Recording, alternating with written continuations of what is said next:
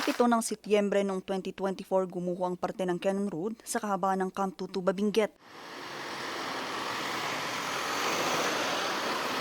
Matapos ang 6 na buwan ang gumuhong kalsada, pinalitan ng tulay. Sa tabi nito makikita rin ang ginawang temporaryong kalsada. Ang problema, madalas sumayad sa ginagawang alternatibong ruta ang ilang sasakyang dumadaan base sa obserbasyon ni Tatay Elmer.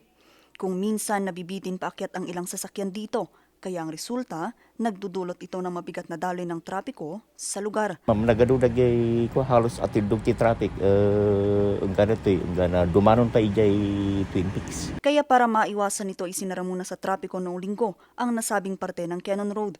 Ito'y para bigyang daan ang paglalagay ng aspalto sa alternatibong ruta.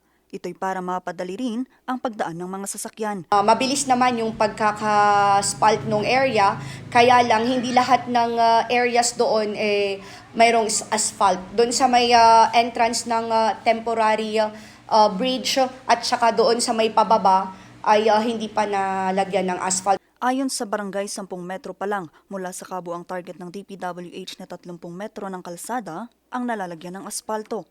Pero malaking tulong na raw ito para maibsan ang inaasang pagbigat ng daloy ng trapiko ngayong linggo sa inaasang dagsa ng mga motoristang aakyat para sa pagdiriwang ng Panagbanga Festival ngayong linggo sa Baguio City. Sobrang laki ng tulong kasi hindi na katulad dati na pag weekends talagang hanggang aabot na yung traffic hanggang sa may Sitio Bridal, hindi lang doon pati sa other barangays na nakakarating na ng Camp 1, kung doon naman sa may taas hanggang Camp 3 yung traffic. Sa ngayon, balik na sa normal ang daloy ng trapiko sa nasabing bahagi ng kalsada, pero mga light vehicles lamang muna ang maaaring dumaan dito. Ang mga sasakyang may bigat ng 6 na tonelada pataas, pinapayuhan munang dumaan sa Marcos Highway.